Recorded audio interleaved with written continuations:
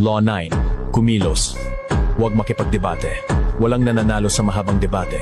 Kahit ikaw ang tama, kapag napahiya ang kausap mo, babangon ang galit at pride nila laban sa iyo. Ang argumento ay parang labanan ng ego, at bihira itong magdala ng magandang resulta. Kung gusto mong ipakita na tama ka, mas mabuting ipakita ito sa gawa. Ang aksyon ay mas malakas kaysa sa salita. Kapag may ideya ka, imbes na makipagtalo, ipakita sa pamamagitan ng resulta. Kapag nagtagumpay ka, kusang kikilalanin ng iba na tama ka, kahit ayaw nilang aminin. Ang mga salita ay mabilis malimutan, pero ang ebidensya ng gawa ay mahirap baliwalain. Halimbawa, sa trabaho, kung pinipilit mong ipakita na mas epektibo ang ideya mo, huwag mo nang ubusin sa debate.